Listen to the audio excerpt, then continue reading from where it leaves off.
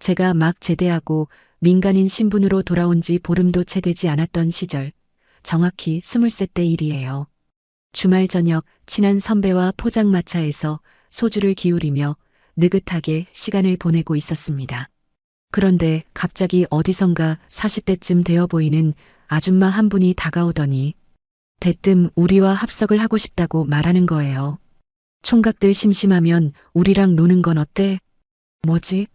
뭐지? 이게 뭔 상황이지? 헌팅 포차도 아닌데 이게 웬 난리인가 싶었죠. 어이없어 어쩔 줄 몰라 하면서도 두 남자가 술잔을 주고받는 평범한 저녁이라 뭔가 새로운 일이 생긴 건 반가웠던 것도 사실입니다. 언뜻 봐도 나이 차이가 꽤 있어 보여 고민되긴 했지만 친구가 한마디 했죠. 오늘 아니면 이런 황당한 경험 못 해보는 거 아냐? 재미삼아 해보자. 어쩜 원나잇도 가능할 수 있잖아. 원나잇이란 말이 귀에 팍 하고 박히더군요. 너 여자 안 만난 지 꽤 되지 않았어? 나 한참 됐지. 그러니깐 짜샤. 일단 같이 술 한잔 해보는 거지. 너 맘대로 해. 결국 우리 둘은 합석을 허락했습니다. 가까이서 보니 그분은 생각보다 젊어 보였어요. 대략 39쯤? 세련된 스타일로 첫인상은 지적이고 깔끔한 아나운서 이미지랄까요? 속으로 생각했죠. 그래, 오늘만큼은 기분 내키는 대로 놀아보자. 술 기운이 오르자 분위기는 점점 화기애애해지고 서로 말도 놓으면서 편해졌고 술게임도 했네요.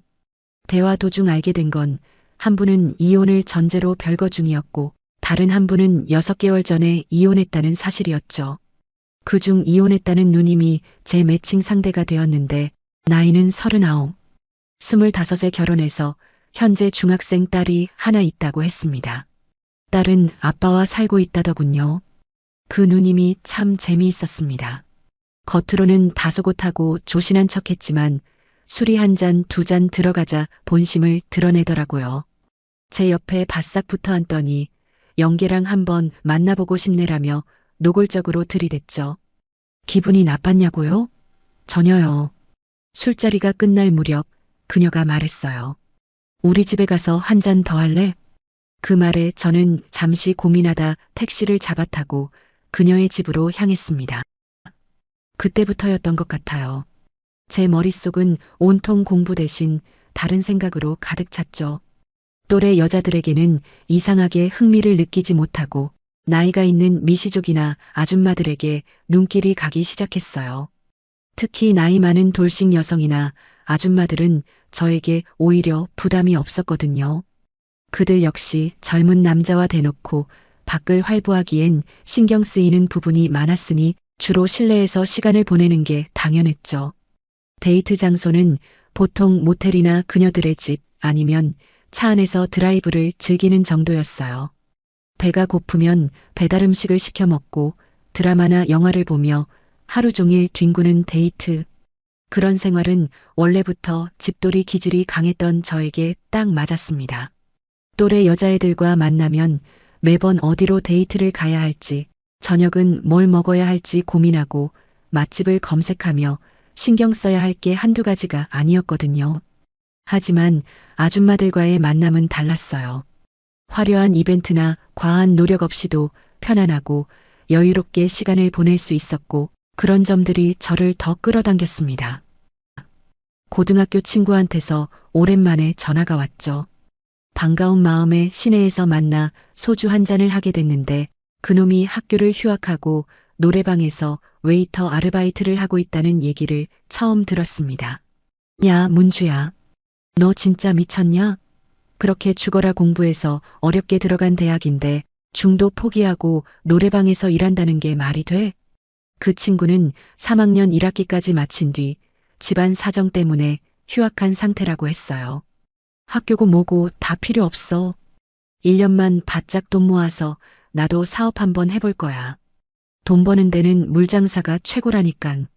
근데 노래방이나 술집 차리는 데는 돈 많이 들지 않아? 많이 들지. 노래방은 권리금만 몇 억 들어. 그럼 어떤 사업을 해서 돈을 번다는 거야. 그게 너 보도사무실이라고 들어봤어? 알지. 아가씨들 출근하는 데잖아. 너 그거 하려고? 그래, 내가 아줌마들한테 워낙 귀여움을 많이 받잖아. 내가 하면 다들 도와준대. 그 친구는 학창 시절부터 워낙 말재간도 좋고 인물도 좋아 여자들한테 참 인기가 많았었다. 그래, 왠지 너한테 딱 맞을 것 같긴 하다. 그러더니 술 기운에 슬쩍 이런 얘기를 꺼내더군요. 야, 그런데 말이야. 나 친한 아줌마들이 남잘 소개시켜달라고 하네. 너 한번 만나볼래? 갑자기? 그게 뭔 소리야? 아니, 손님 중에는 여자 손님들도 종종 있단 말이야. 그래서 고객 관리 차원에서 소개팅 한번 시켜주려고 그러지. 요즘 아줌마들 말이야.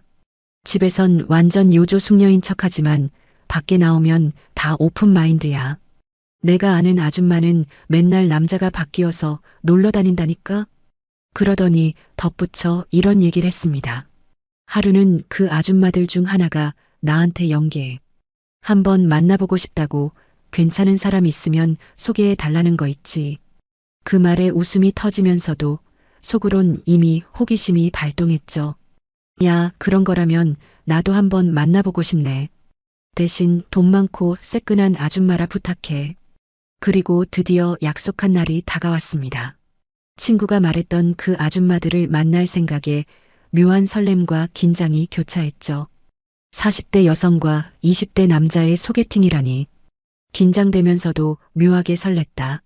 구석진 테이블에 앉아 술 한 잔씩 기울이고 있는데 친구가 두 여성을 데리고 들어왔다. 순간 나는 깜짝 놀라고 말았다. 그중 한 명이 바로 동아리 후배의 어머니였다. 그녀를 한눈에 알아본 건 내가 예전에 후배 집에서 고기를 먹다가 그녀를 보고 밤잠을 설친 기억이 있어서였다. 그 식당은 주차장까지 합치면 규모가 무려 300평이 넘는 대형 식당이었다. 하루 매출만 1천만 원이 넘는다니 듣기만 해도 입이 떡 벌어졌다. 고깃집에서 풍기는 기름 냄새와 사람들의 활기찬 대화 소리 사이로 그녀가 계산대에 다소곳이 앉아있는 모습은 뭔가 더 특별해 보였다. 갑자기 떠오르는 생각. 이거 내 인생의 기회인가? 나는 계산이 빠른 사람이었다. 대학생으로서 여기저기 알바 뛰며 간신히 생활비를 버는 내가 이 대형 식당 사장님의 특별한 사람이 된다면 어쩌면 알바도 관두고 용돈까지 받아가며 새로운 삶을 살 수도 있을지 모른다는 기대가 생겨났다. 물론 그녀는 나를 알아보지 못했다. 그때 동아리 회식이라 여러 명이 갔었기에 내 얼굴을 기억하지 못한 것 같았다. 후배의 어머니는 나이가 40대로 보였지만 나이에 비해 활기 넘치고 당당한 모습이었다. 속으로 쾌재를 불렀다. 후배 엄마라니. 묘한 긴장과 설렘이 솟구쳤다. 친구가 두 분을 소개하며 말했다.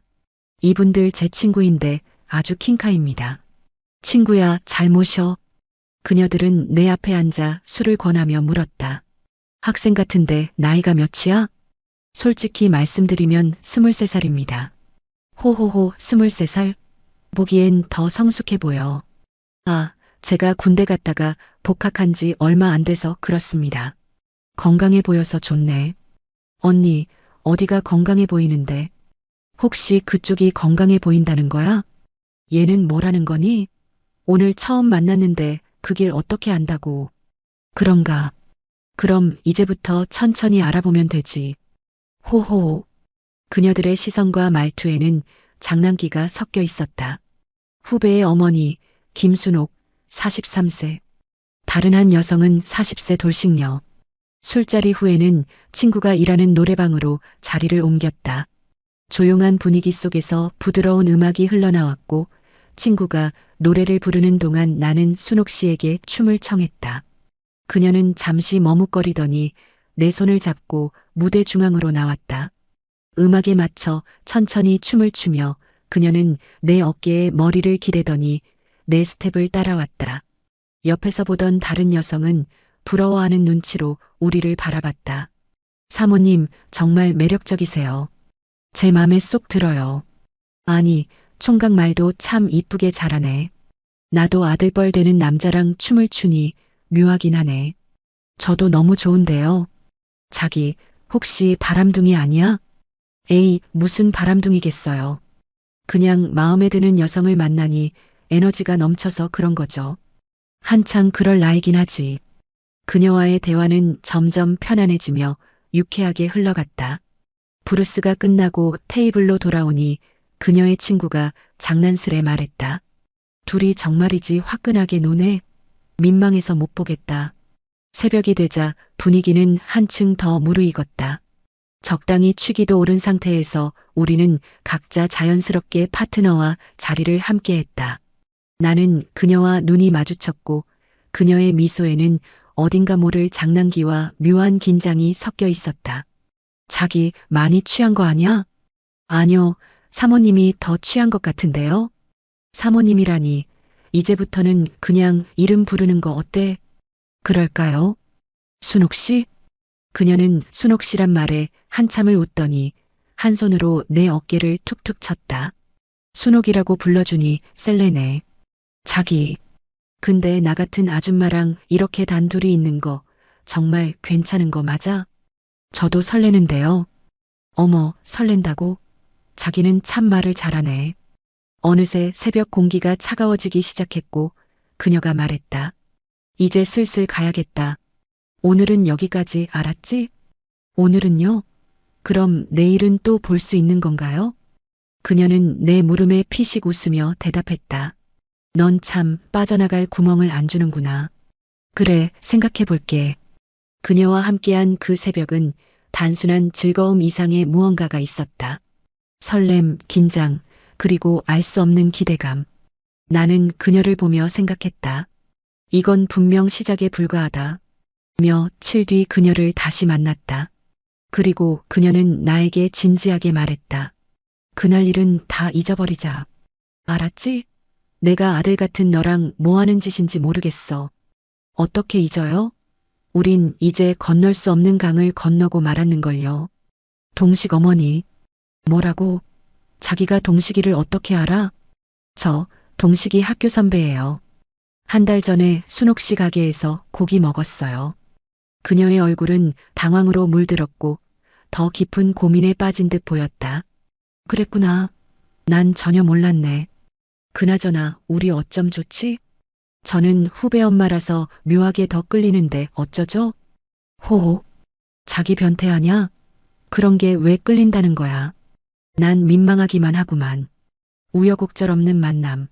너무 재미없잖아요. 그렇다고 우리 관계 서로 극복 못할 것도 아니고. 안 그래요? 그리고 그날 그랬잖아요. 앞으로 제 말 잘 듣겠다고? 서방님으로 깍듯이 모신다면서요. 그건 어제고. 그럼 하나만 물을게요. 그날 감정이랑 오늘 감정이랑 달라진 게 있으세요? 아니, 자기 좋아하는 감정은 똑같지. 그럼 앞으로도 서방님 할래요. 전, 그래 주실 거죠? 내가 뭐, 싫고 말고 할 게 있나? 자기만 나 좋다면 오케이 해야지. 대신 우리 동식이한테는 비밀이다. 알겠지? 그녀의 얼굴엔 수줍음과 긴장, 그리고 묘한 설렘이 뒤섞여 있었다. 그리고 우리의 비밀 연애는 그렇게 시작되었다. 나는 24살, 그녀는 44살. 우리는 20살의 나이 차이를 넘어 연애를 시작했다. 그게 벌써 5년째다. 처음에는 단순한 호기심이었다. 그녀가 학교 후배의 어머니라는 사실이 신선하기도 했고, 여자 보는 눈이 특이하다는 말을 종종 들었던 나로서는 그녀의 나이를 무색하게 하는 외모와 세련된 분위기가 눈길을 사로잡았다. 하지만 그녀와 만나면서 느낀 것은 외적인 매력 이상이었다. 처음엔 그녀도 나를 어린애처럼 대했다. 다정한 미소 뒤에는 은근한 성급기가 느껴졌고 그녀는 내가 한낱 호기심으로 다가왔다고 여겼다. 하지만 난 쉽게 포기하지 않았다. 10번 찍어 안 넘어가는 나무 없다는 말을 증명이라도 하듯 끊임없이 연락하고 문을 두드렸다. 결국 그녀는 내 마음을 받아들였고 우리는 진지하게 만나기 시작했다. 그녀는 나를 받아들이면서도 한 가지 당부를 했다. 우리는 언젠가는 끝내야 할 사이야. 서로 가볍게 만나자. 너를 위해서라도. 시간이 흐르며 서로를 깊이 사랑하게 됐고 헤어짐이라는 단어는 점점 더 무겁게 느껴졌다. 서로가 몇 번이나 헤어지자고 했었다. 하지만 그럴 때마다 그녀는 내 앞에서 펑펑 울었고 그 모습을 보는 게 너무 힘들었다. 그녀가 말하던 내 곁에 있으면 내가 불행해질 거야라는 말이 떠오를 때마다 현실적인 고민이 밀려왔다. 나도 언젠가 장가를 가야 하지 않을까? 정상적인 연애를 하고 내 또래의 사람과 평범한 미래를 그려야 하지 않을까? 하지만 막상 헤어지려고 하면 서로의 정이 발목을 잡았다. 때로는 남편처럼, 때로는 아들처럼 나를 살뜰히 챙기는 그녀의 진심. 어린 모습에 나 역시 흔들릴 수밖에 없었다. 그녀의 손길 하나, 눈길 하나에는 단순한 애정을 넘어선 무언가가 담겨 있었다. 어쩌면 내가 느꼈던 감정은 연인이라는 단어로만 정의할 수 없는 것이었을지도 모른다. 그녀는 나에게 연인이면서도 삶의 버팀목 같았고 보호받는 동시에 보호해주고 싶게 만드는 묘한 존재였기 때문이다. 두 사람이 어쩌면 진정한 사랑을 찾았는지도 모른다. 사랑이 단지 감정적인 끌림에 그치지 않고 서로에게 진정으로 필요한 존재가 되어 간다면 그것이야말로 진정한 사랑의 의미가 아닐까? 그렇기에 나는 그들이 현실적인 타협에 안주하기보다는 더욱 진지하고 깊이 있는 만남을 이어가기를 바란다. 사랑은 그런 관계에서 더 빛을 발할 테니까. 사랑은 때로는 연인보다 친구 같고 부모 같으며 삶의 버팀목이 되기도 한다.